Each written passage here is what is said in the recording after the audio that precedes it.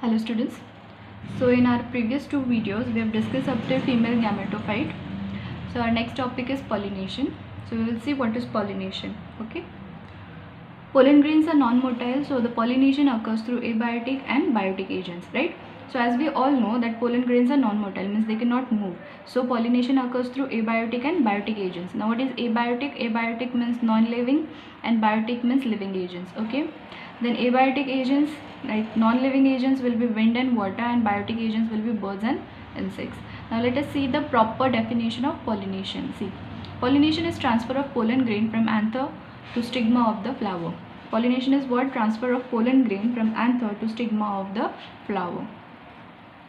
Now what is the anther? Anther is the male part and stigma is the female part, or gynoecium. Androecium and gynoecium. Okay. So pollination is transfer of pollen grain from male part, that is anther, to stigma, that is female part of the flower, so that fertilization will take place.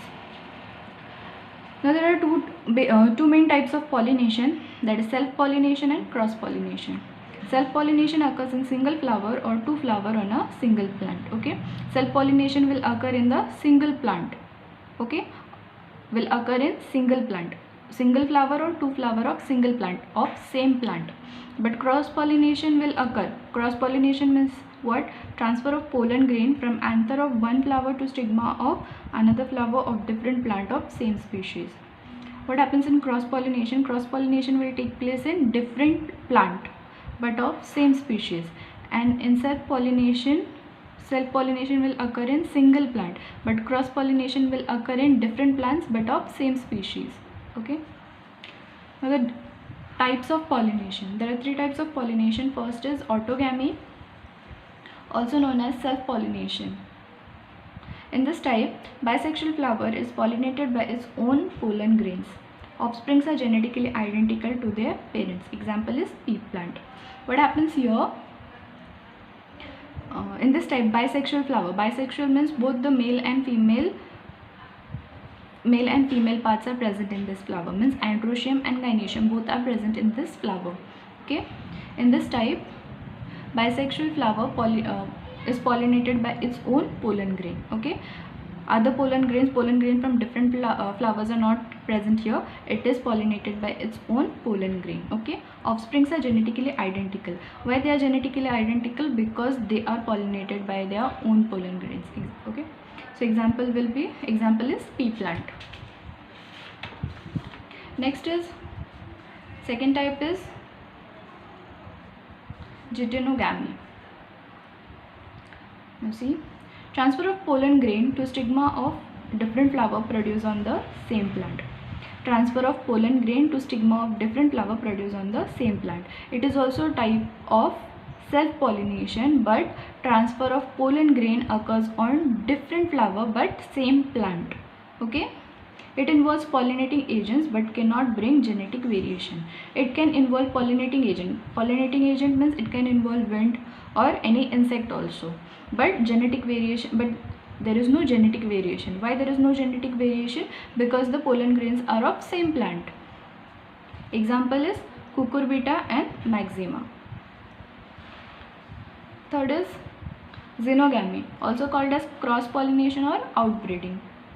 Pollen grains of one flower are transferred or deposited to stigma of another flower of different plant belonging to same species. Okay, this is cross-pollination. Pollen grain from one flower will be transferred or deposited to stigma of different flower but same species. Species will be same. Okay. Now agents of pollination. Understood types of pollination? There are three types of pollination. See, autogamy called as self-pollination, then geitonogamy and xenogamy. Okay, autogamy and geitonogamy are types of self-pollination and xenogamy is cross-pollination. Now next is agents of pollination. There are two agents of pollination, that is abiotic agent and biotic agent. Okay, abiotic agents are the non-living agents and biotic agents are the living agents. Now abiotic agents, non-living are included and includes wind and water. Abiotic agents are the non-living agents and and it includes wind and water. Okay, so we will see pollination through wind. Pollination by wind, that is called as anemophily. Okay, pollination by wind is called as anemophily. Wind pollinated plants include wheat, rice, corn, rye, barley and oats, also palm. Okay, so wind pollinated plants are what? Wheat, rice, corn, rye, barley, oats and also palm. Now adaptation is anemophilous flower.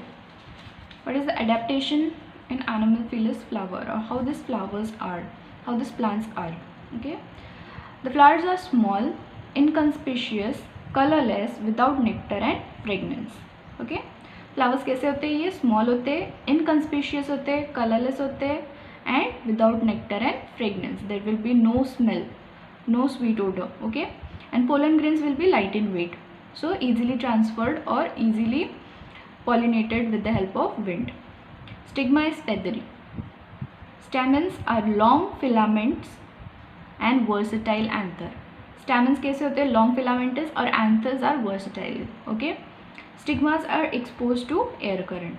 Stigmas are exposed to what? Air current. They are feathery and exposed to air current.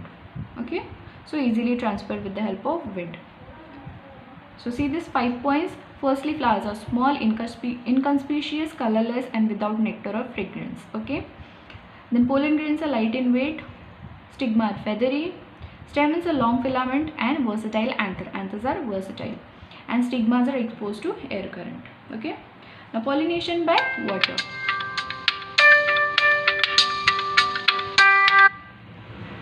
Pollination by water. Found in aquatic monocots. Pollination in water are mostly seen in aquatic monocots.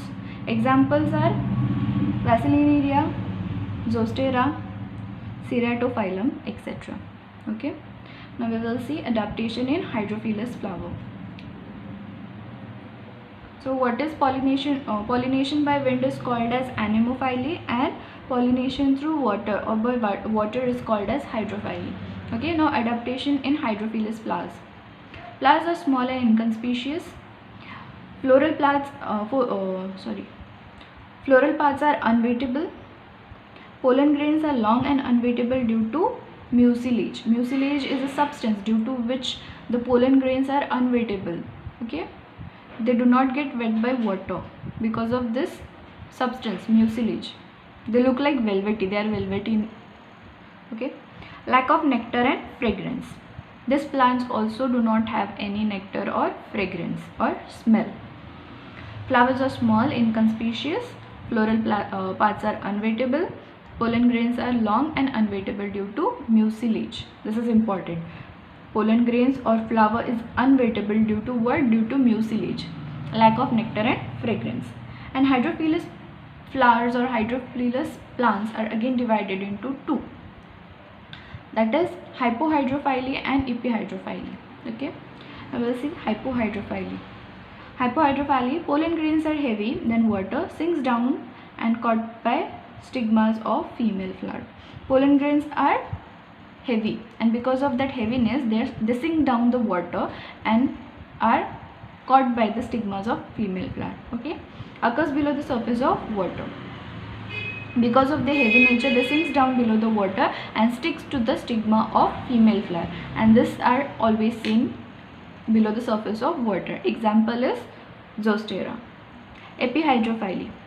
Pollen grains floats on the water surface. Now these pollen grains are less in weight. Okay, so they float on water, reaches the stigma of female flower. Example is Vacillinaria. Specific gravity of pollen grain is equal to that of water. Specific gravity of this pollen grains and water is equal, so they float on the water. They do not sink below the water. Okay, so hypohydrophilous plants, the pollen grains of hypohydrophilous plants sinks below the water, and pollen grains of epihydrophilous plants float upon the water because the specific gravity of pollen grain and water is equal.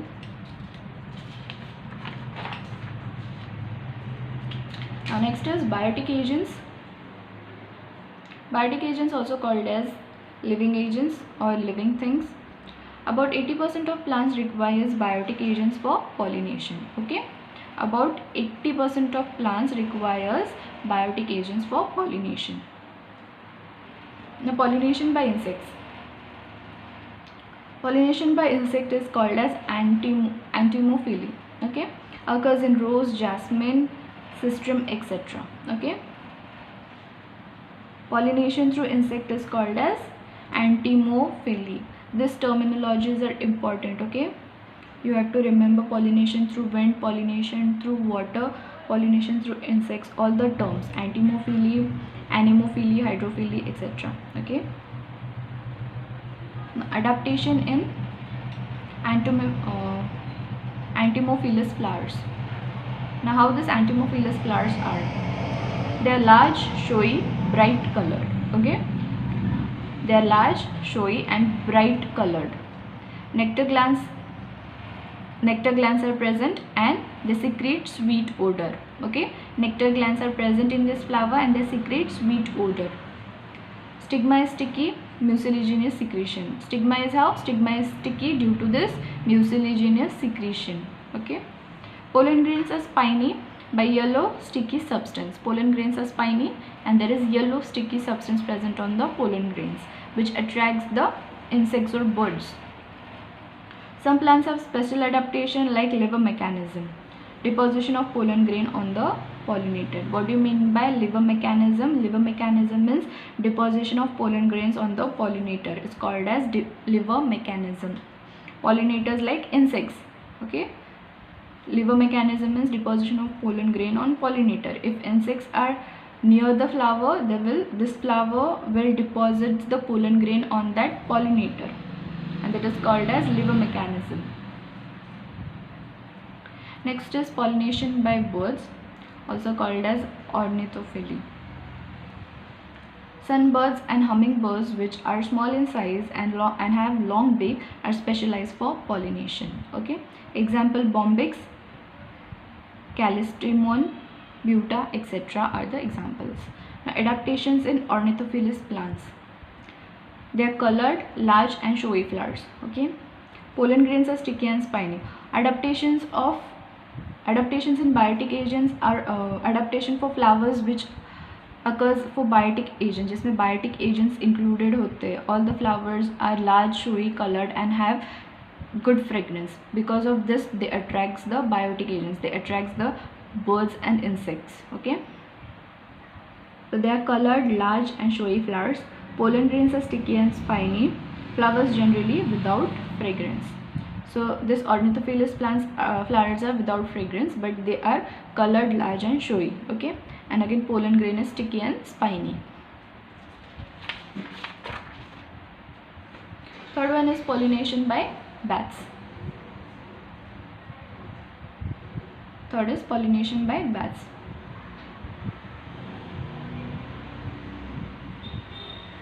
It is also called as Chiropterophily. Okay, bats can transfer pollens over long distance upon several kilometers. Bats can transfer pollen grains over long distance up to several kilometers. What is the adaptation in Chiropterophilous plants? That is, flowers are dull colored without strong fragrance, secrete abundant nectar, produce large amount of pollen grain. Examples are Anthocephalus, Adenosea, and Cagelia.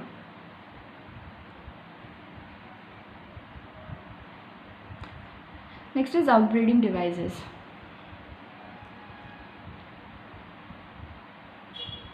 What are the outbreeding devices? They prevent self-pollination to promote cross-pollination and increase genetic diversity essential for evolution. What these outbreeding devices do? They prevent self-pollination and promote cross-pollination. Why? For genetic diversity, which is essential for evolution. Outbreeding devices will prevent self-pollination, will stop self-pollination, and will promote cross-pollination and increases for what? To increase the genetic diversity, which is essential for evolution. Okay. Now, examples of outbreeding devices are unisexuality, dichogamy, prepotency, heterostytal, that is also called as heteromorphy, and hercogamy, and sixth is self incompatibility or self sterility. Okay, so we will see them in detail. Unisexuality bears either male or female flower, that is called as dioecision.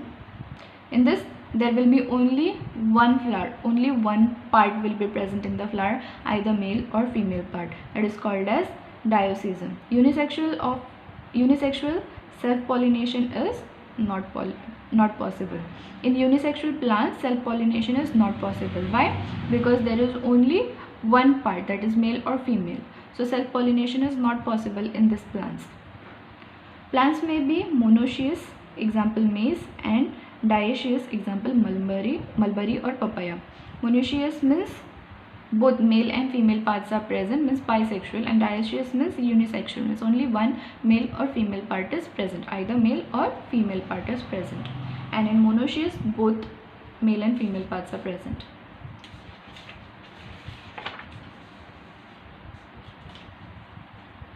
Next is dichogamy. In this, anther and stigma matures at different time in bisexual flower to prevent the self-pollination. What happens in dichogamy? Anther and stigma matures at different time, okay, in bisexual plant to prevent what? Self-pollination.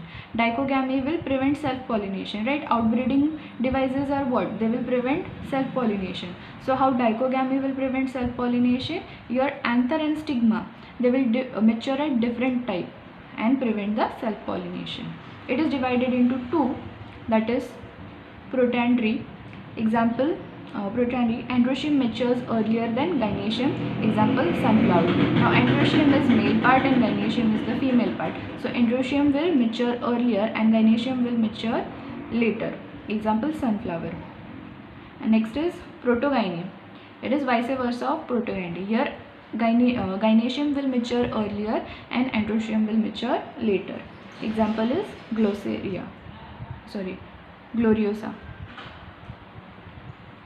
Next is prepotency.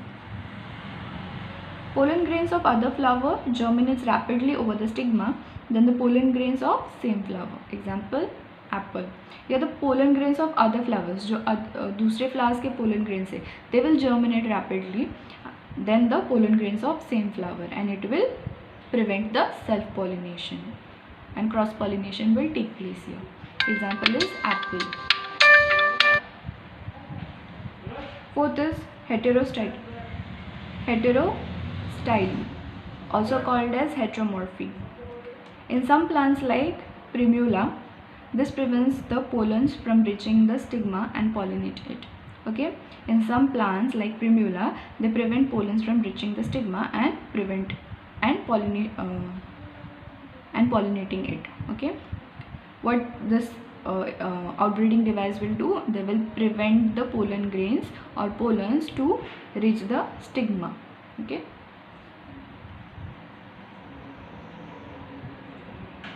next is hercogamy. Prevents self-pollination in bisexual plants. Natural barrier is present between sex organs which avoid contact of pollens with stigma of same flower. Example is calotropis. Okay, in hercogamy, what hercogamy does? Prevents self-pollination in bisexual plants. Okay, hercogamy will prevent self-pollination in bisexual plants. Natural barrier is present between sex organs. Okay, sex organs like androecium and gynoecium. Between androecium and gynoecium, a natural barrier will be present which will avoid the contact of pollens with the stigma. Example is calotropis. Sixth one is self-incompatibility or self-sterility. Okay, it is genetic mechanism which prevents germination of pollen on stigma of same flower. Example, tobacco and thea. Okay, it is a genetic mechanism. Genetic mechanism means natural mechanism which is already present in the flower since birth, which prevents germination of pollen on the stigma.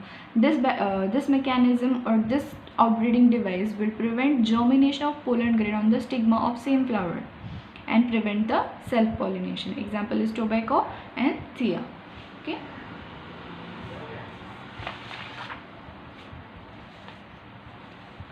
So here we have finished with the pollination. So now after pollination, next topic is pollen pistil interaction. Now what is pollen pistil interaction? See, all the events from deposition of pollen grain on stigma to entry of pollen tube in the ovule or synergid is called as pollen pistil interaction. Okay, understood? Deposition of pollen grain to stigma and entry of pollen tube into the ovule, okay, is called as pollen pistil interaction. If you see development of male gametophyte, then you will understand this pollen pistil interaction. Okay, deposition of pollen grain on the stigma to entry of pollen tube in the ovules or synergids is called as pollen pistil interaction. It begins with pollination and ends with fertilization. Okay, start hota hai pollination se. Okay, pollination means what? Entry or transfer of pollen grain on the stigma. It begins with pollination and ends with fertilization. Now what is fertilization? Fertilization means union of male and female gamete, means union of pollen grains or male gametes with the ovule or synergid is called as fertilization. Now pollination. See here. This pollen pistil reaction does not allow transfer of right types of pollen. Does not always transfer right type of pollens. Sometimes wrong pollens also land on the stigma. Okay, during pollination, not only right pollen grains are transferred. Okay, not always right pollen grains are transferred. Sometimes wrong pollen grains are also transferred to the stigma. So what this pollen pistil interaction does? This pollen pistil interaction identifies or recognizes the wrong pollen grains and discards these wrong pollen grains. Okay, so during pollination, not always right type of pollen grains are transferred. Sometime wrong pollen grains also are transferred to the stigma. So this pistil has capability to recognize the right or compatible and wrong or incompatible pollen and can also discard the wrong pollen. Okay, so this pistil has the capability to recognize what? Right and wrong, to recognize or to differentiate between right and wrong pollen grain, and this pistil will discard the wrong pollen grain. Okay, and can also discard with the help of special protein. The pistil has some kind of special protein in it, due to which it has the capability to recognize between right and wrong pollen grain and discard the wrong pollen grain. Stigmatic surface of flower refuses the wrong pollen grains. Okay, now compatible grains. Now what compatible grains does? Absorbs the water and nutrient from the surface of stigma, germinate and produces pollen tube. Okay, now as we all know, anther goes to the stigma, and on stigma that anther or that pollen grain absorbs what? Water and nutrient. Similarly, the pollen grain from anther goes to the stigma, absorbs water and nutrient from the surface of stigma, and germinate and produces pollen tube through germ pore. Right? If you see development of male gametophyte, you will clearly understand this. Okay, so from anther the pollen tube will from anther the pollen grain will go on to the stigma. On the stigma it will absorb what? Water and nutrient and germinate and produces a pollen tube through germ pore. Okay, produce a pollen tube through germ pore, and the two male gametophytes will enter into the pollen tube. The pollen tube, finally pushed through the ovule, reaches the embryo sac. Okay, now this pollen tube will reach the ovule, will come into the ovule, and from ovule it will enter into the embryo sac. Okay, the tip of pollen tube enters in one of the synergid. Okay, the tip of pollen tube will enter in one of the synergid. It also plays important role in sexual reproduction and seed formation. Understood pollen pistil interaction? What pollen pistil interaction basically is? The pistil has capability to recognize between right and wrong or compatible and incompatible pollens with the help of special protein in it, and it will discard the wrong pollen grains. Okay, next is entry of pollen tube into the ovules. Now see, there are three types of entries through which the pollen tube enters the ovules. First is progamy, mesogamy and chalazogamy. Okay, Progamy means what? Pollen tube enters the ovule through micropyle. Mesogamy means pollen tube enters the ovule through integuments, and chalazogamy means pollen tube enters the ovule through chalaza. See through this diagram, you will understand the through diagram. See here. As we have studied the structure of ovule also, we know that this downward structure is called as micropyle. This, which is adjacent to the funiculus, is called as micropyle. So the pollen tube which is entering through the micropyle, this is called as progamy. Okay, this way is called as progamy. Next, the pollen tube entering through integuments is called as mesogamy. And third one is pollen tube entering through chalaza is called as, this is the base, okay, base of ovule. Pollen tube entering through chalaza is called as chalazogamy. Next is double fertilization. After pollen grain has reached the surface of stigma, it germinates and forms a pollen tube. Okay. Once the pollen grain has reached the stigma, it will germinate and will form a pollen tube which penetrates the stigma, style and ovary and enters the ovule. Okay. The pollen grain from anther will go to the surface of stigma. On the stigma it will gain what? Water and nutrient, and because of that it will germinate and form a pollen tube through a germ pore, right? Now which way, and this pollen tube will penetrate the stigma, style and ovary, that is gynoecium, and enter the ovules. Okay. Pollen tube carrying male gametes penetrate in one of the synergid. Now the pollen tube has two male gametes, right? So the pollen tube carrying male gamete penetrate in one of the synergids, right? What are synergids? See here. These are the synergids and this one is the XL. Okay. So this pollen tube entering inside the ovule will penetrate one of the synergid. Non-motile male gamete are carried by hollow pollen tube. It is known as siphanogamy. Okay. Non-motile male gamete carrying pollen tube is known as siphanogamy. This process is called as siphanogamy. Syngamy and triple fusion are two events of sexual reproduction in angiosperm. Angiosperm means flowering plants. Okay. Syngamy and triple fusion are the two events in sexual reproduction. Syngamy is fusion of haploid male gamete with haploid female gamete or egg to produce a diploid zygote. What is syngamy? Syngamy is fusion of haploid male gamete with haploid female gamete and forms a diploid zygote. Haploid will form a diploid zygote or embryo. Okay. Whereas in triple fusion, second haploid male gamete fuses with diploid secondary nucleus. Right? What happens in syngamy? Haploid male gamete will fuse with haploid female gamete and form a diploid zygote. And what happens in triple fusion? Secondary haploid male gamete, we have there are two male gametes in pollen tube, right? So the second haploid male gamete fuses with diploid secondary nucleus producing primary endosperm nucleus, that is called as PEN. Second haploid male gamete will fuse with diploid secondary nucleus, okay, and produce a primary endosperm nucleus, that is called as PEN, that develops into triploid endosperm. Here both the male gametes participate and therefore it is called as double fertilization, right? So both the male gametes are participating. First male gamete will fuse with one female gamete, haploid male gamete will fuse with haploid female gamete and form a diploid zygote, and the second haploid male gamete will fuse with diploid secondary nucleus and will form a primary endosperm. So here both the male gametes are participating, so it is called as double fertilization. Okay.